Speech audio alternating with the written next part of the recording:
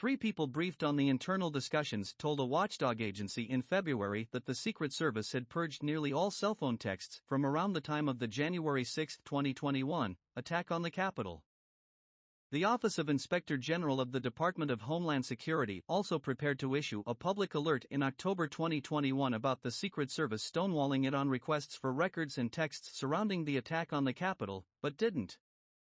In order to discuss sensitive internal investigations, they spoke on the condition of anonymity. According to people knowledgeable about the internal discussions, 2 whistleblowers who have worked with Inspector General Joseph V. Cuffari disclosed the Inspector General's months-long delay in flagging the now-vanished Secret Service texts. In recent days, one former employee approached the Project on Government Oversight, POGO, an independent government accountability group, and described the decision from Cuffari's office not to promptly disclose that Secret Service records had been wiped from agency phones starting in January 2021. The group relayed the information to congressional staff, who independently corroborated the account with a second whistleblower.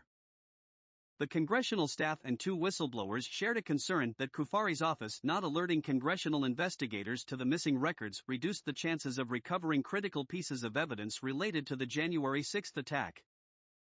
The purged texts of Secret Service agents, some of whom planned President Donald Trump's movements on January 6 and shadowed Trump as he sought to overturn the election results, could shed light on what Trump was planning and saying. It's a dereliction of duty to keep the public and Congress in the dark for months, said POGO senior investigator Nick Schwellenbach. Digital forensics experts could have been working to recover these lost texts a long time ago. Cuffari's office did not directly respond to the allegations about the alert Wednesday. His office issued an email saying he disclosed concerns in his semi-annual reports to Congress in September and March that Homeland Security and the Secret Service were delaying his office's investigation into the Capitol attack. The reports do not mention the text messages. The Independent Government Accountability Group has called for President Biden to remove Cuffari.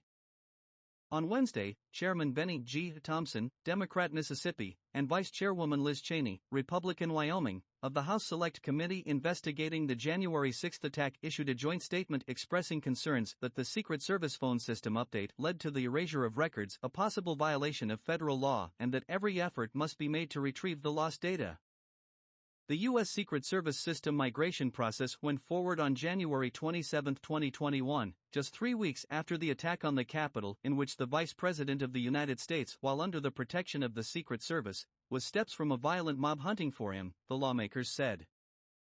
4 House committees had already sought these critical records from the Department of Homeland Security before the records were apparently lost, they said.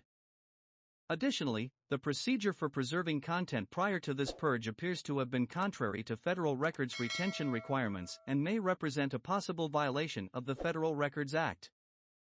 Missing texts may provide a more detailed roadmap for Trump's actions and plans around January 6. They could also corroborate or discount White House aide Cassidy Hutchinson's testimony to the committee, in which she said a senior Secret Service official told her on January 6 that Trump had lunged in anger at the agent who led his security detail after he was told that he could not join his supporters on their march to the Capitol. Hutchinson testified that the official, Tony Ornato, then temporarily working as White House Deputy Chief of Staff, told her that Trump had also lunged for the steering wheel of the Suburban in which he was traveling. Ornato has denied telling Hutchinson this, according to a Secret Service spokesman, and Trump's former detail leader, Bobby Engel, has claimed that no such physical altercation took place.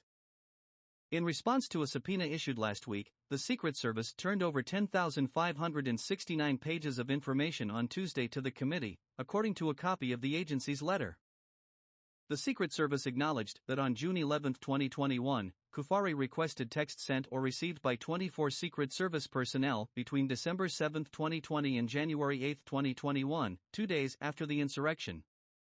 Agency officials said they found one text message, a call for help from U.S. Capitol Police to the Secret Service as Trump's supporters ransacked the Capitol that day. In the 5-page letter, Secret Service Assistant Director Ronald L. E. Rowe Jr. told the committee that the Homeland Security Office of Inspector General in June 2021 asked them for text messages sent and received by 24 Secret Service officials around that time and that they are currently unaware of any lost texts. He wrote that officials are scrambling to find out if that is true, making extensive efforts to determine if the messages had been lost and, if so, whether such texts are recoverable. Officials are pulling any available metadata to determine what text messages the 24 employees, who have not been publicly identified, sent on January 5 or 6, 2021, conducting forensic examinations of any available devices they used in interviewing them to see if the messages were stored somewhere the Secret Service hadn't searched. The Secret Service's letter said it has, however, disclosed voluminous amounts of records to the OIG's office. The Secret Service also laid out the timeline for switching out the phones and said its employees are trained to preserve documents as required under the Federal Records Act. Officials said the planning process for swapping out the phones began in the fall of 2020 and the Chief Information and Chief Operating Officers decided in December to switch to Intune, a Microsoft mobile device software management application, the following month. The agency said it issued instructions to employees to preserve content on their phones and began the migration process 2 days later, on January 27. The migration ended on April 1, 2021. But individual agents were allowed to decide which texts should be preserved, and the rest were wiped. The wiped texts raised significant concerns. The agency flouted basic document preservation required under the Federal Records Act, and did so at the same time that congressional and executive branch investigators were seeking those records. Jonathan Turley, a George Washington University law professor who has testified before Congress about federal and presidential record-keeping, said the Federal Records Act requires government officials to preserve all relevant records, including email and text messages.